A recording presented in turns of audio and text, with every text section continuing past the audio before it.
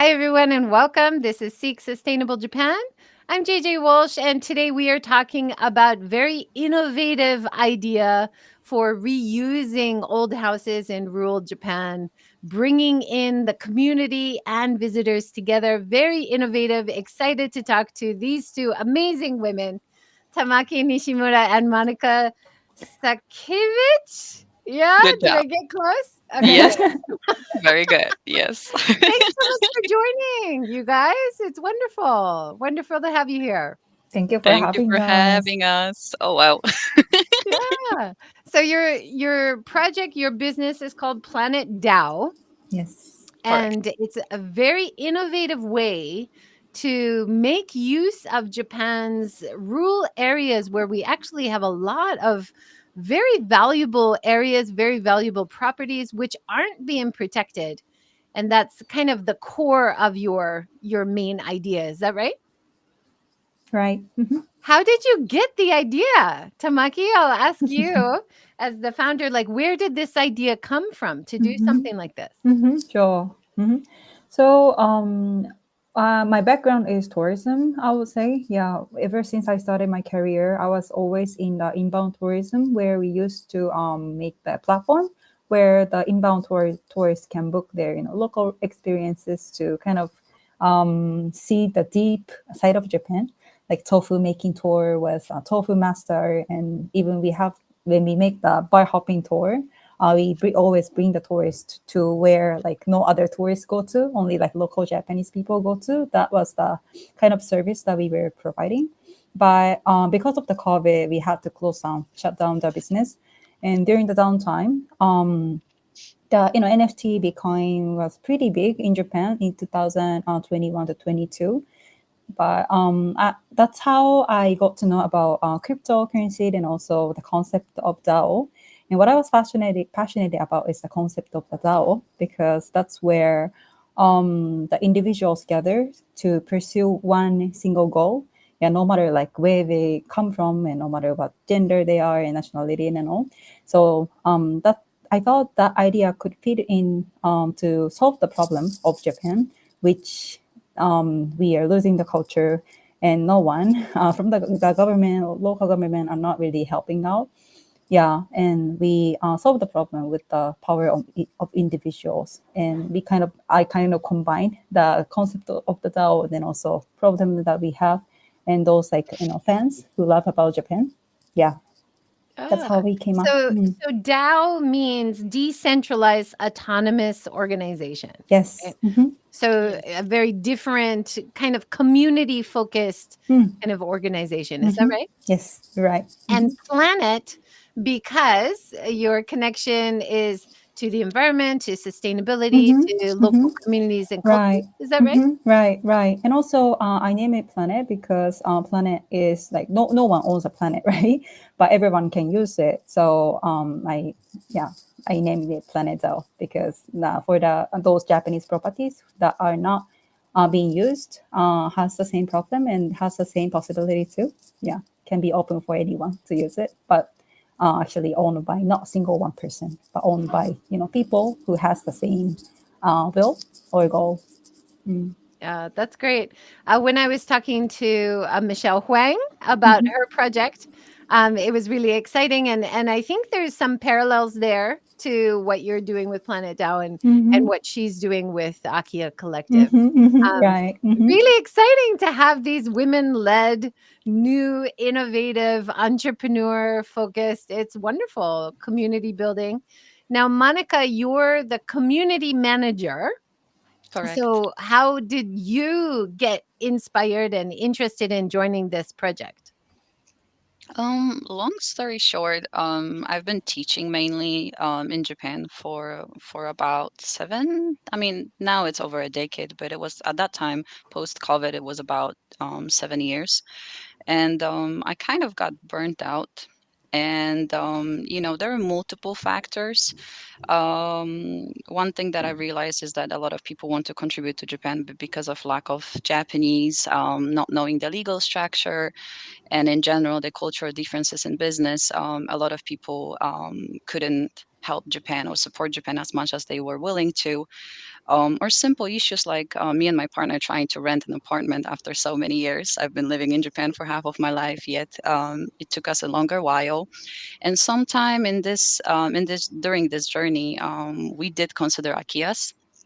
My mom renovated my sister's room, my former room, my old room, all by herself. So she was involving us into that too. So there's a mixture of a lot of factors. But right when I decided to stop teaching full time, Tamaki reached out. So as she mentioned, the inbound tourism project, we both worked on it in 2017. That was in my early 20s. And I had the pleasure to meet Tamaki, and we stayed in touch. We didn't really talk, right? We didn't really comment on each other posts or anything, but we just, stayed connected. And then randomly, um, in fact, few days after I resigned, Tamaki reached out and asked me if I'm willing to have a meeting. And I'm like, oh, wow, we haven't talked to each other for 7 years. Hi. But I said, of course. Like, I remember she was always really kind, very driven, and very nice, and very very powerful woman from the very early 20s for Tamaki. So it all made sense. The fact that I could be, this little chameleon between Japanese culture and, foreign culture, and also be the bridge and connecting all the dots, and the passion for sustainability, for nature, for giving back to Japan, but also helping and supporting the foreigners. And on top of that, my grandma at some point, also about 5 years ago, passed away, and that kind of exposed me to the elderly issue in Japan. That there are so many of people who are having so much to share, traditions and knowledge and wisdom and things that really, like, back in their days there was no internet. Like, there's no way we can, it's time for us to take action and do something to spread the word. So I saw a big potential with Japan having such a huge, aging society. um, Statistics, it just made sense to proceed with the project. And yeah, I'm still here. First, I told her to put me on probation, but I enjoy it more and more, and I'm working more and more. That's great. So let's talk. You've got two projects. One, the fundraising has completely finished, and one, the fundraising is ongoing. You're still trying to recruit new people to be involved in the project. Which one would you like to start with? The one that you're still going? Should we start with that? Get people excited about being a part? Mhm. So tell If you us, this is project number 2, right? Mhm. And tell us Yes. a little bit about it. It's in Kanagawa, Mhm. so only an hour from Tokyo, right? Yes. That place is called Hayama, where it's a place where people who live in Tokyo, if they're looking for the summer house or second houses in Japan, then Hayama can be the really top ranked area, yeah, in Japan, because it's really accessible from Tokyo, but it has a many rich history and also nature there. There's a beach called Ishiki Beach, known as one of the best, like, top 100 beaches, like, worldwide. And also it has the Imperial Villa too. So I heard this story from the local real estate agency that those local people have seen the emperor like running, doing the running, jogging in Hayama too. Yeah, so it's really beautiful place. And the location within Hayama City, there is a area called Kamiyamaguchi. This is known as the Satoyama, and it's really rare to have the Satoyama in very accessible place from Tokyo, and it has the very big Tanara. And the place where we have the location is on top of the hill in the area that used to be the former leader of the area, and he was a farmer. So I think in his thinking, he wasn't not really buying a house, but more of like he was buying the field that came with the house. So the house itself comes with the very big, huge field, or now it's a forest, 7,000 square meter forest comes with it. So to get to the property, you need to walk at least 3 to 4 minutes from the main Feels road. like a hike Yes, it does actually. in Yeah, and between road is not all the really, bamboos. yeah, how do we call it? Like it's not, there's no It's like a little bit concrete. rough. Yeah, Hmm. road too. So it's really hard. It was hard for the former owner to find another person who wants to live in the property for the like daily lives. But we found it pretty that the property is going to be pretty interesting place for the traveler who wants to experience the retreat kind of essence of the place. I've taken some people who are interested in this project to the place, and the first thing that they always say is "kuki ga kirei," so the air is so Mm. clean. And once you step into the area, you won't really hear the city noises, and the smell is like the forest. So even though it's really accessible from Tokyo and even from the Tsushi station, which is the main station in Hayama, you'll really enjoy the whole package of retreat place there. Mm. Now I'm showing the renovation idea for the Mm-hmm. project. So Mm-hmm. to give people a sense of how it works, you're asking for people to be one of the investors, Mm-hmm. which is co-owners. Right. Then they would have dividends coming back Mm-hmm. after it becomes a rental property. Right. They would also be invited to be a part of Mm-hmm. community events or even Mm-hmm. stay at the place. Mm-hmm. Is that right? Right. A lot of people ask us if what we are providing is like a timeshare. And it does have the essence of timeshare because we provide like use of the property for co-owners. But the biggest difference from that is when we generate the revenue from the vacation rental business, we pay out we distribute the dividends back to the investors. So we have a lot of investors coming from abroad. They're now living in Japan. So they're not coming to Japan every year, right? So even though they don't use the right, they can still enjoy the dividend. Yeah. Yeah, it's a really interesting concept, right? Like not just to have a rental property, not just to Mm-hmm. have a timeshare, Right. but to actually be a investor in Mm-hmm. this project idea. Right. You're very ambitious. You want to do 10 properties like this in the next 5 Mm-hmm. years. Is that right? Mm-hmm. Mm-hmm. Actually, 5 more More. properties. Yeah, more than that. 5 more properties in this year. Oh my Yeah. gosh. Mm-hmm. How do you find these properties? How does that work? Like there's so many areas in Japan which have so much value. Right. Are you looking for like a certain dynamic in the community where you have the property? It's not just about the property, I imagine. It's Right. more about Right. No, it's not. the You're right. community and the whole package. Is that Mm-hmm. Mm-hmm. You're right.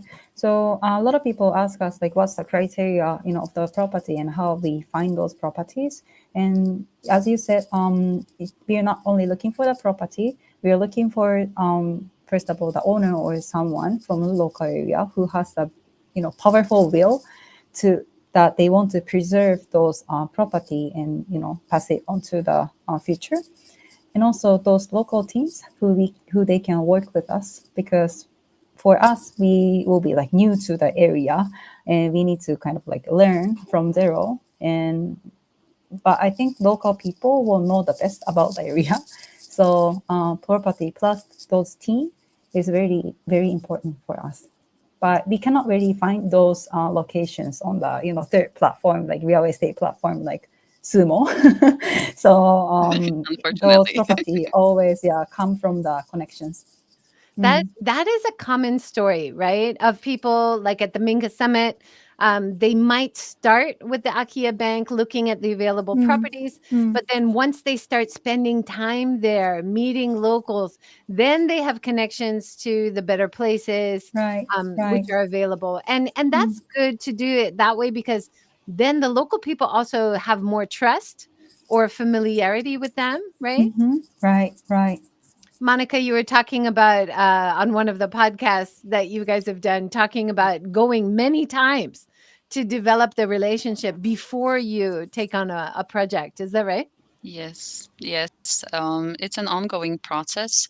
And for us, trust and authenticity are two main factors. And just because of the DAO structure in general, our project and its mission, without the local community, we cannot accomplish our mission. So we are the facilitator and we are the, let's say, provider, the middle person, but we do need the locals. We do need the local community to help us. So the relationship is very important. But as you know, it's a very fragile thing because again, we're a company coming from from Tokyo, or bringing investors. So sometimes it takes a while for them to understand, also because our I would dare to say that our project is kind of complex in how it works.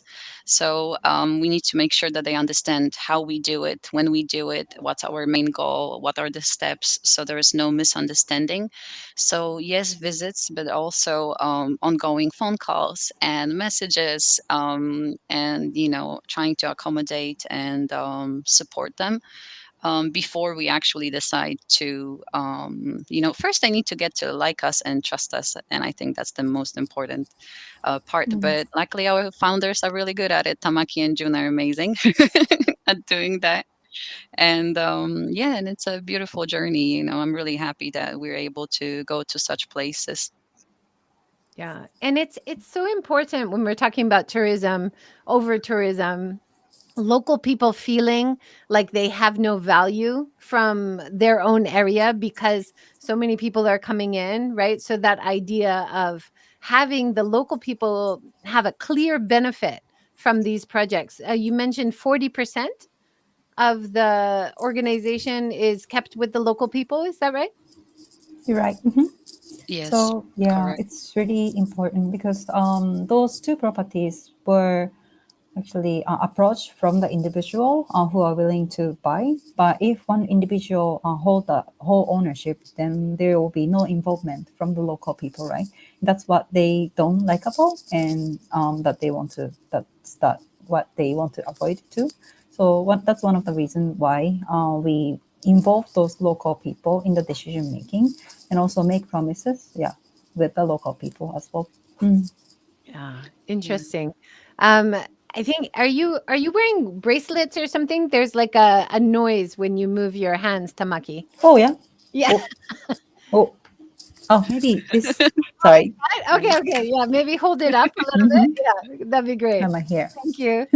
Yeah, it's Sorry all about that. about the audio, right? Now I think people might be wondering, like, who are the investors? Because your information is so clear in English. You have a real focus on international people, but most of your investors are actually in Japan. Is that right? Would you like to? Yes. Hmm. Thank you very Go ahead. much. So, yes, that's true. This is the case of our first property. So, obviously, based on the address or where they're located, the big amount of people came from Japan, who are our friends and acquaintances, and people locally supporting our idea. But surprisingly, the number one is United States. We have some people from Australia and Singapore. UK and other places as well. But I think one common thing within our investors bank is the fact that they all are connected with two things. One, they have love for Japan, and two, they want to contribute. So the contribution is beyond the financial contribution, because of course, as I usually say in one-on-one calls, like if you want to have big profit, and you focus on the financial bit, there are many different companies that you can invest into. But for us, the contribution is very important.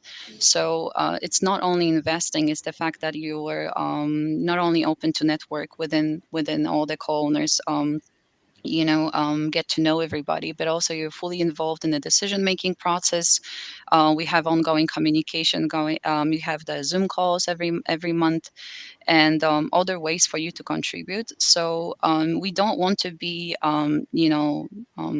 I'll use a very drastic word, but we don't want to invade and flip the property and then generate profits. This is not how our project works. So we want the locals and the co-owners to contribute, because we believe that if we have global community with the local community supporting each other and ongoingly contributing and being involved in the decision making, so many beautiful things can come up, because if it's our team, then it's limited to XYZ amount of people plus the locals. But if we open it globally, there's so many beautiful perspectives and different angles that can be included for the property for it to prosper, but not just for the financial benefits, but also to help to revitalize the area and support their local communities. And they really do need that. And also the tourism bit that you mentioned earlier, I think it's necessary for us to open new streams, new places. And also, to be honest, like, okay, you come to Japan, you go to Tokyo, take a picture with Hachiko, go to Harajuku, and then go Kyoto and probably Osaka. You might go to Hokkaido. And then the next time you come, are you going to do the same thing? I don't think so.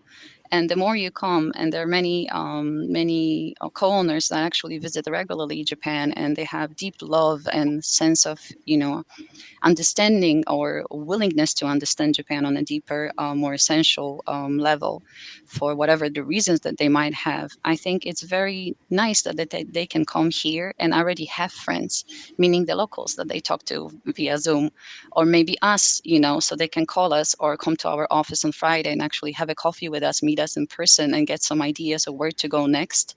So that's something that I hear from our investors too, that they're happy that, oh, now I'm not alone. When I come to Japan, there's somebody that I can meet, somebody that I can ask a question, and somebody who can refer me to another person. So that's the power. And also the locals, our locals are amazing, and I miss them dearly. It's been a while. I can't wait to go again and talk to them. And it's the sense of this kind of extended family. I would love that to spread That's within so different, our right? And community. it's more meaningful travel. It's more impactful. Mm. And I think, Monica, exactly what you said. There's a lot of people who come and see all the big top sites and be with the crowds. But the next time they come to Japan, and Japan is a really popular It is. return destination, they're looking for something more slow travel, more rural area. But access, how do they find out how to connect to it? And then Exactly. ownership of something like this will give them that connection to Mm. community, Mm. right? Mm. Tamaki, you Exactly. talked about the psychological ownership. Can you talk about that a little bit? It's a Oh, lovely idea. maybe Monica can cover that Okay, idea. Mm. Yeah. So we believe that psychological ownership is a big part of our project. Just because obviously, um, if you are involved in the decision making, and if you attend these meetings, and if you get the updates from us, at some point you will really feel like the owner of the place. So I believe that if you pay the money, and then the company or whoever facilitate or whatever is taking care of everything, and then once a year you get some kind of return, it's great. But the psychological part is not there.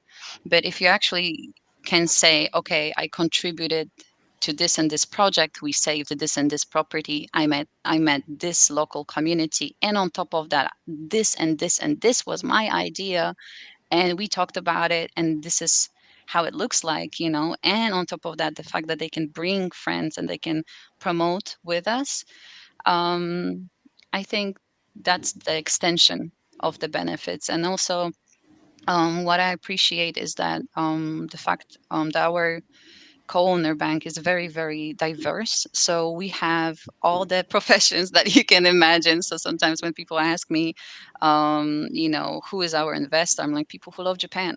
That's the core of it. People who want to contribute and love Japan. Um, but going back, I feel like a lot of good ideas can be born because people actually, give us idea, and we open space because of the psychological ownership and also the trust that we focus on with our co-owners. I feel like people gradually, I can see it from the 001, the first property that you can see behind me and behind behind Tamaki. I feel like people are more open to share and give us ideas. So yeah, and sometimes they have very strong ideas, strong opinions, and that's good. I believe we need that, and that can actually lead to higher progress and better benefits for everybody. I'm sure that's also a challenging part, right? Because you have Yes. people come with very strong opinions. How do you manage that community element? Like, is there a hierarchy by people who have more of an investment versus, just locals? Like, there must be differences of opinion. What's your Um, strategy for managing that? Good question, JJ. So, I believe that it's all going down to what kind of relationship we want to try to have. So, I really do contemplate and think about the type of community that we want to have, and I even started to think that maybe we shouldn't call that a meeting. Meetings are for work. Me and Tamaki can have a meeting, but we are gathering together to share ideas, and I think the friendly part of it is important too. Obviously we are professional, but also the fact that I care about them, and it might be the teacher's thing, I don't know. But if somebody tells me details and they're even saying one sentence about something personal, if they're comfortable with that, I show them that I care and I try to support them as well.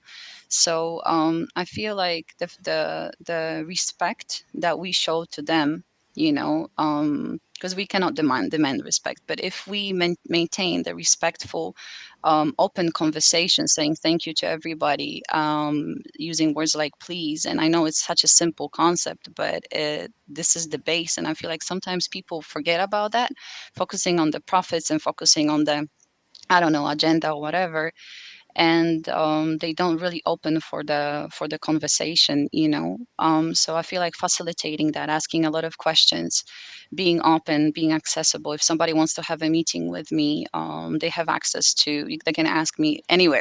WhatsApp, LinkedIn, email. We're easily accessible. Same with Tamaki. If somebody wants to talk directly to the founder, it's very rare, but Tamaki makes time for each and every person. And as for the opinions, I feel like if you are in that kind of atmosphere, well, yet we have not seen anyone, bumping into each other. And we remain open, but again, we do not force anyone to contribute. So if there is somebody, and I do have few individuals who said, I just want to watch, and that's fine. Or I'm just waiting for this to actually kick off, and I'm not interested in receiving, too many emails or too many updates, or I don't want to be in a WhatsApp group. And we don't take it we don't take it personally. It's totally fine. And if they want to if they want to come for the meetings or the gatherings that we open for everybody, in the middle of the initiative that we are working on, they're more than welcome to join at any time. We take extra hi extra hi Harmony, yes. Hi We have a handsome. cat visitor joining. Yes. Yeah, cute. Sorry. That's So what I okay. was saying. Yeah, so we open for everybody, and they can join at any point, and we understand that they have their own lives and own jobs, but we take extra steps to make them feel welcome, and there's no pressure. And I think if you don't put any pressure for people, you just make it open and make sure that you ask a lot of questions, they get more comfortable. And yeah, some people are getting curious, and we have more people, joining our meetings, and that makes me really happy. That's wonderful. So the property itself is really interesting. It's in a bamboo forest, so the actual forest area is a big part of the appeal. Mm-hmm. One of the ideas is to have like an outdoor bath in the forest, to have a sauna out there. But one of the big challenges is there's no toilet. So raising money and getting the structure to a safe level, so that it is comfortable to use. This is something Alex Kerr always talks about, right? To bring it Yes. into modern relevance, you want to protect the heritage and the aesthetic of it, but you want to make it comfortable. You want to make it a very nice place to stay Mm-hmm. or to live, Mm-hmm. right? Mm-hmm. Right. And is there a bunker? Did I hear that there was Yes. like a Air raid wartime shelter shelter. or Yes. something there? Yes. Yes. We That's have so an air raid interesting. shelter from World War II. Wow. It has not been opened for years. We don't know how many years. For now, it remains closed, but I'm really, the little child inside me is really curious and really excited to actually see and yeah, have a closer look at it. So there's this heritage bit as well. That's really interesting. Having that connection to local history, I think makes it even more appealing, right? The mystery of what happened in the past. Often we don't have people who remember, right? So you might uncover some really interesting stories. And then Yes, some of the activities we have on the screen right now, you can enjoy while you're there: forest bathing and open air bath. Also, learning how to do rice farming, helping out with rice farming, and then a correct. beautiful beach, like Tamaki said. There's a gorgeous beach nearby. Mm-hmm. Yes. The second property is actually very interesting, just like Tamaki mentioned. It does feel like this secluded, very serene, very peaceful place. So this is just my opinion, but I think a lot of people who have visited the site will agree that it's a perfect space for retreat because it not only makes you immerse yourself in the nature and because you are in the middle of the forest, it's quiet, it's peaceful, the air is great. And I feel like it gives you a lot of um, let's say it provides you an opportunity to look within, contemplate, and I believe that it would be great for people who want to relax, but also who want to get creative. I feel like this is a really good place where you can kind of stay for a bit and, um,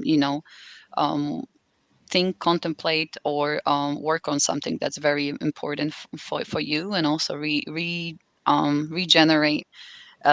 your energy and connect with what's essential because bamboo is such a symbolic an essential feature of Japan.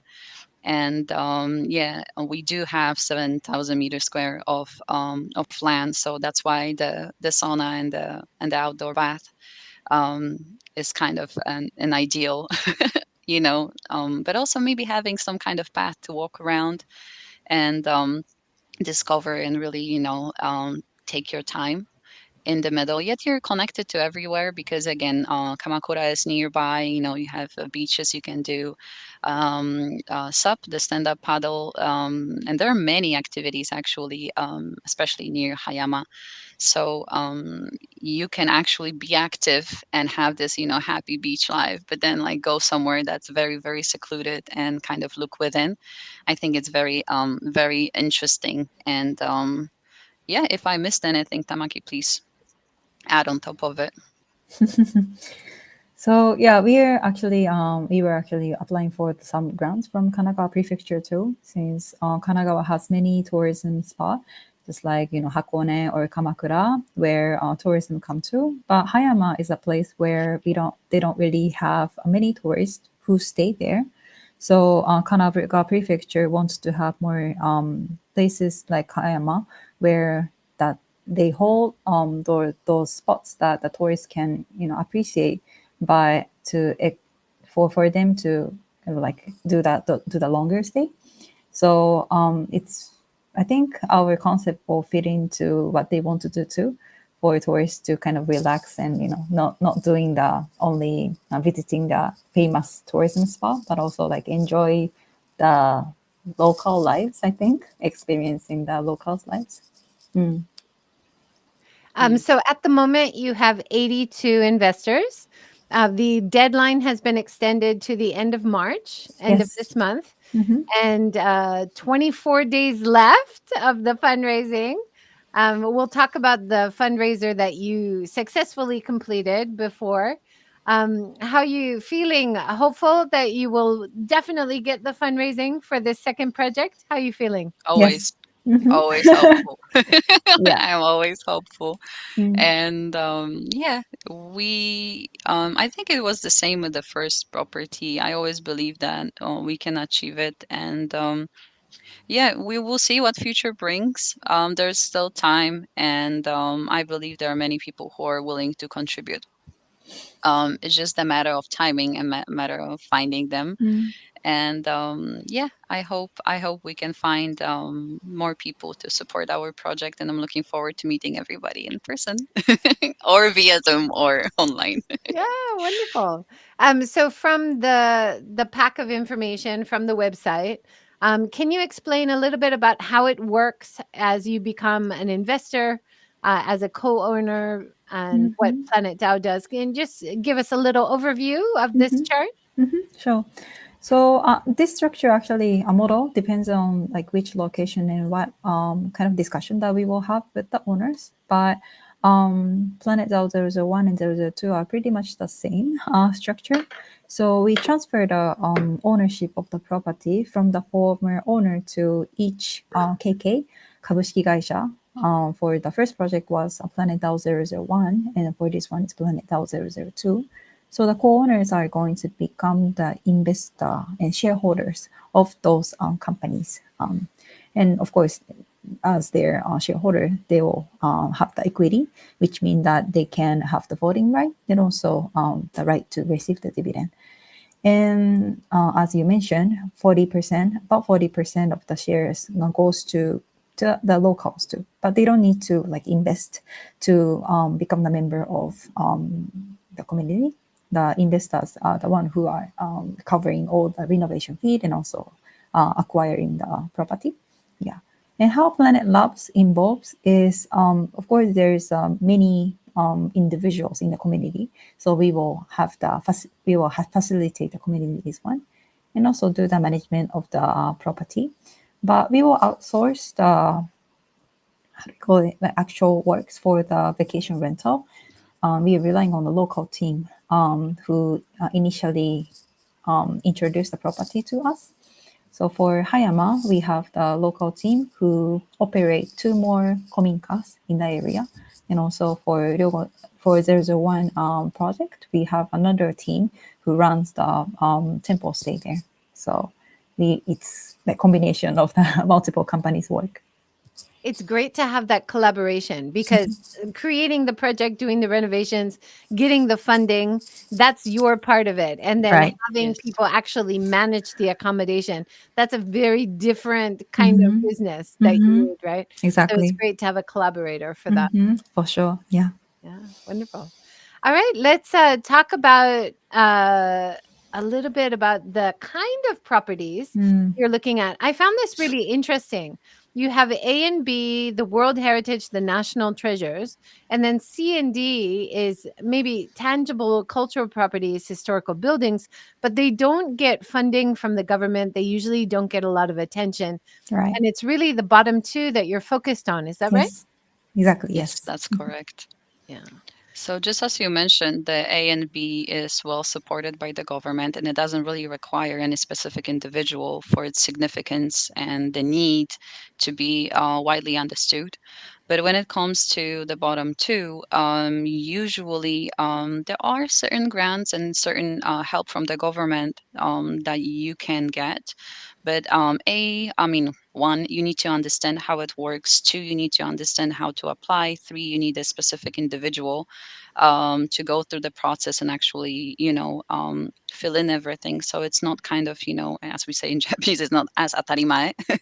So there are many properties that could actually get help, but unless there is somebody taking the responsibility of, the not maintenance, but actually simply applying and doing the research and putting in the work to even be considered for the property to be considered. Um, it requires more work and steps and the individual. So simply because of that, the last two in the pyramid are not as supported, and that's exactly what we are aiming at. So we are interested in properties that are not only registered as the cultural sites and the heritage sites, but simply we can say things like temples, kominkas, machiyas, everything that has been here for a longer while. And when we say longer while, we look at properties before the World War II. So it's like 1950. The definition of kominka, you would dare to say. And Tamaki, if there is anything I missed, fill me in. Mm, Actually, to reach the our goal of finding more 5 more properties in this year, we are actually meeting a lot of owners who owns the historic houses, or even like important registered tangible properties. They're having difficulty, and I found the similarity in the owners that they all are in 80s or 90s, so they really worry about what to do with the property. Then also they don't want to pass the responsibility to their child because they're taking it's on them. Like, all the management and all the repairing fees are coming from their individual expenses. So they don't want the burden to like pass it to the next generations. So they're actively consulting with the local government and all, but they never got responses. Yeah, for several years. That's really a common thing I've happening. heard that around the world too, like What is taking it? on heritage properties is often there's a lot of red tape in how you can renovate and the responsibility of preserving heritage, but often it doesn't make sense, right? Mm, It's mm, really Yes. convoluted mm, kind of systems. yes, Um, right. I That's feel like why we this is for the we have last. we have some great comments. People are loving the kitty. Uh, your kitty loves you so much. And a Harmony great comment from taking a nap. Corey. Say hi. Yeah, yeah. Ah, kitty saying hi. Gorgeous. Yeah, she's a Hey, rescue from Nara. oh, nice. Corey McGowan from LinkedIn saying it's Yes. great to have this introduced. I'd love to talk to you about getting a project like this in Minakami. Oh, So you must have people reaching out from other areas of Japan saying, "Oh, this would be a great next project." You probably get a lot of referrals or insights that way than just searching like the Minka bank or the AKIYA bank, right? Mm, but actually, we don't really have many articles about us in Japanese yet. So we are still like in the process of making strategy how we can have some presence in Japan and all. So it's still like connection basis. We talk to some people who we know, and they are referring us to those co-owners, to property owners. Yeah, that's the current situation. So we are really appreciate this kind of opportunity. thank you, JJ. Mm. It's wonderful. Let's talk about the first project because you just reached the funding and then the project is going to be finished, the renovation finished by 2026 next year. So it's kind of in the process now, right? So this was a project in Wakayama, is that right? In near the Kumano Pilgrimage Trail. Tell us about it. Would you like to talk about So it, Monica? yeah, I love talking about our first property, of course. Yes, so our first, as you can see in my background, our first property, thank you, is a 170 years old temple in Nachikatsura, Wakayama Prefecture, which is well known for Kumano Kodo pilgrimage um, road, which is actually recognized by as a UNESCO site because it connects three different religions. And you have the Kumano religion, the Shinto, and the Buddhism all in one place. So the property is in that area, and it's a stunning property. It's big, and the view is simply outstanding. And it's again on top of the hill, and we have lovely local community that has taken an incredible good care of the temple. But again, it had only four supporters, and one of them, who was actually the head of the local community, said that his biggest wish is, before he closes his eyes, to see this the temple of his childhood to thrive and be used and utilized and be lively again. So they're very dedicated and very driven. It's just the resources are limited because obviously, it is a heritage site. It is, a cultural asset, and renovation of such, even though the main room is in a really good condition and the kitchen area too. Again, we're talking, we like challenges, it seems, right, Tamaki? So again, no plumbing, you know, and there are certain hurdles that need to be taken care of. But the main room is in a very, oh, thank you, it's in a very good condition. And you can see the stairs. There are many stories about, what it was. We say 170 years old, but it could have been longer than that. Looking at the traditional way of making the stairs were actually registered, as the tangible tangible asset as well. Um, some people say that there was the Heike clan and they had to run away, and they were the ones who knew how to build such structures. And back in the day, this area was very popular for organic farming, and it still is. And mainly there were farmers in there, so technically it is there is a possibility that some royals brought the knowledge to the village, and they actually helped to build such structures, which are now kind of the common knowledge within the local community. So there's a lot of potential. And just to mention, on this property overviews the entire village. So you can see the mountains, you can see the village, and on a good day, you can see a little bit of the sea on the very, very, in between the mountains too.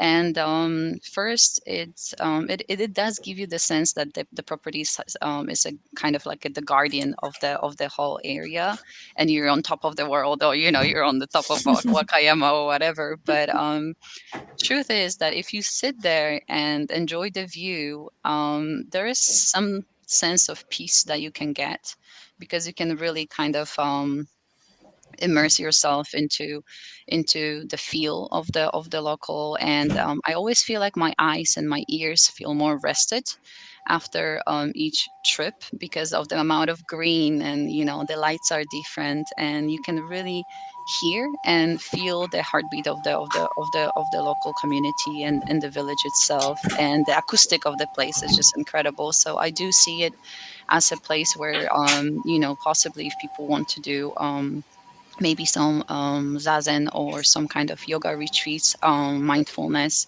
and not only, but to utilize that peacefulness in this special location.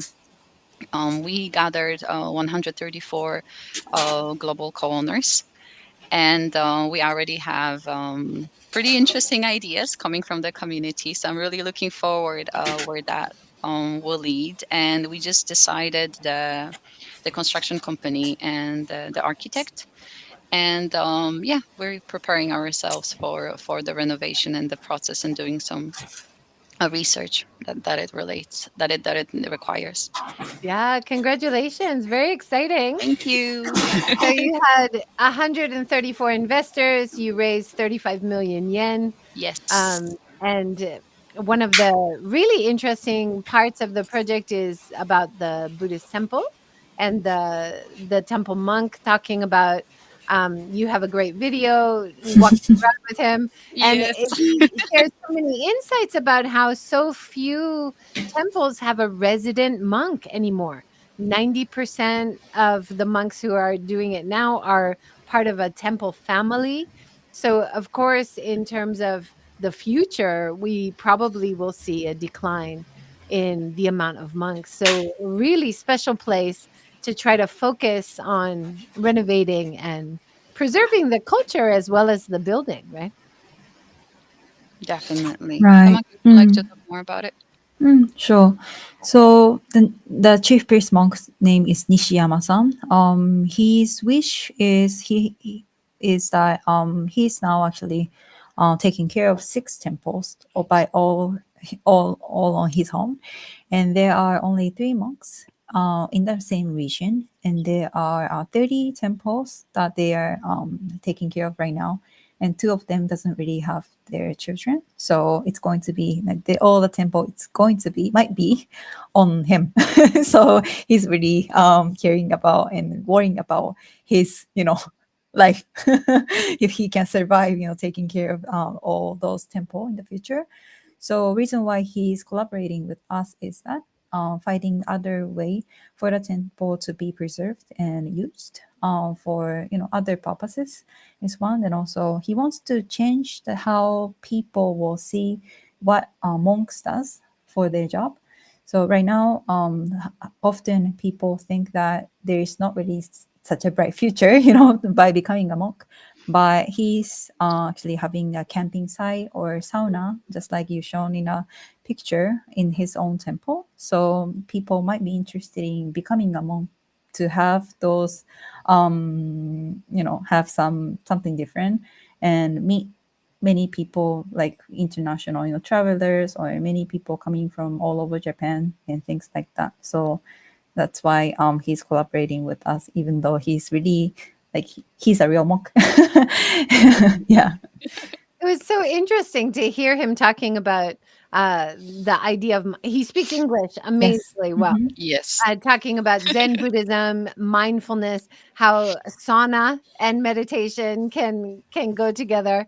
So he's got some of these really cool little sauna tents that people can sit in on the property. How innovative, right? It is. Yeah. Mm. That's so nice. Well, we only have about 10 minutes left. Is there anything we haven't talked about yet that you'd really like to explain, or some of the common questions that people often ask, that kind of thing? Tamaki, is there anything? Yeah, yeah. One thing is that actually by talking to many people who has the problem, many people in the region that has the historic building that they want to preserve, or those owner who, individually own it, but they don't want to for those property to become the burden for the next generation. They, as I said, they're all in 80 and 90s, and how they're trying to come up with the repairing expenses is that by selling the art or historic bits of the properties. So we are losing those historic and cultural valuable thing, even at this moment too. And I feel like this is going to be the last generation that we can, keep them and preserve them as it is. So I think it's really something, some problem that needs to be solved in Russia. And I think Japan still have many historic and valuable things that can be preserved. And we just need the power or will or support from those individuals who we can share the vision with. Mm. That's so important. I think in terms of, we mentioned before about the long-term vision, doing 10 projects in 5 years, but your team can only manage a certain amount. Like, you're busy already, right? With the two projects. Are you also thinking about expanding your team in the future to take on the many different projects? Or Mm. is there a certain point where the team doesn't have to do so much and it's kind Right. of passed on to the owners or the accommodation Mm. agency managing it? Mm, right. So we're not really thinking about expansion of our team as Planet Labs, but it's really important to have those collaborators in the local area, because that's going to be the busiest bit after the renovation. Yeah, fundraising part can be only done by us Planet Labs, but after that it's going to be everything will be happening in those like local on-site places. So yeah, having those collaborators who can resonate with what we are trying to build is really important. Yeah, for That's our project. Mm. Let's talk about the financing a little bit. So it's very reasonable to be an investor. Each share is 1,000 yen. Minimum purchase is 50,000 yen, which is like $337. And you're really encouraging people to kind of commit to 300,000 yen, and then they kind of get to a better level of ownership and investment. Is that right? Sorry, we have updated the minimum investment actually because it's pretty Okay. hard for us to manage those investors as we have like more investors to I come. So bet. minimum investment right now is 30k. 300,000. Sorry, 300,000. 300k. Yeah, Yeah. 300,000 in Which is Japanese yen. still very reasonable, right? And then Compared to, I think so. and having that investment, you would get dividends or some return. You estimated at first 4%, but recently it's been upped a little bit Updated. to like 5 or 7%. Is that right? Right. So what they compare us with is them buying the property on their own. So if they were going through all the processes, they need to look up all the candidate property that they want to buy, and also the renovation company that they want to outsource to, and also even though they don't live in Japan, they need to manage those second houses. So people don't really cannot make the final decision to buy those houses. But if they could invest in us, then they can enjoy those fun part, and those troublesome part can be handled by us. So that's the one of the motivation that people become an investor of ours. I think that's a real standout point of what you're doing. You're providing the service and the insights and acting as a bridge between, especially international people who are interested, and just how the heck would I do that on my own, right? Like, even for people living in Japan, even if you I don't speak know. Japanese, it's still It's a hard. huge hurdle, right? It's Yeah. so hard. And also the real estate bit, I thought I could. And my stepfather is actually working in real estate as well. So I always saw it as this like kind of, it goes it's if you do your research, you can find out no. The whole process of like merging and legalities, and each property is different, and there are different requirements, and then there's neighbors, and there's like laws that are only for certain areas, and there's so much that I think, I'm not saying that it's impossible, but I mean, I think for Mm. me personally, I think I would give up at some point. For me, I feel like it would be impossible to attain all by myself. But I think because we are using the power of a team and global co-investors, and also the locals, and we have the support, we have lawyers, and we have people who are fluent, like Tamaki fluent in Japanese, and also simply because of the fact that we are actually ongoingly visiting more properties, getting more expertise, learning more about it, hearing more about it, and asking more questions. It's an ongoing learning process for us as a team too. I think there's no such a thing as knowing everything, because law and again the real estate and each area has a different requirements, and also the grants and everything can be troublesome, and there's a lot of information. But we are happy to learn, and we are happy that we have resources. Simply, we have a great lawyer, we have great local communities that actually provide a lot of information for us too, and we have people that we can ask, and also we learn ongoingly, and I think Tamaki is becoming a one big expert, so on everything. That's so wonderful to hear. What you guys are doing is so exciting. I wish you all the best, and I real Thank you. congratulations on completing your first project with Flying Colors. And I am sure you will reach the goal by the end of March. If you are interested in investing, anyone watching this, of course, you can add your questions and comments below, as well as to reach out through the Planet DAO website and Anytime. social media. Give us a rundown of all the places people can connect with you, Monica. Oh, we're pretty much everywhere. So yes, the website is probably the one that we make sure that it's updated. So you can contact us via the website. You can also find us on mainly LinkedIn. So please, if you're interested, you can follow us, engage with our content. We also have Facebook page. We also have Instagram. So we're pretty much everywhere, and we're trying to do our best. But I would dare to say that the website and LinkedIn is probably place that you'll get the fastest reply and the most updated information. That's wonderful. Thank you so much for joining. Thanks everyone Thank you. Thank for you. watching and sharing your comments. Great to see you, Roy, on LinkedIn. Great to see you, Natasha. And great to see you, Louise, on YouTube. Wonderful to have you with us live. Thank you for watching, and thank you, JJ, for making it possible. And it was a pleasure after so many years of, watching your content to actually talk to you in person. Well, I can't An wait honor. myself to come and visit you and to see one of your projects in action or to be a part of it myself. I'm really a big fan. So keep up the great work. Thank you very much, Thank JJ. you. Thanks everyone. Have a great day. Take care.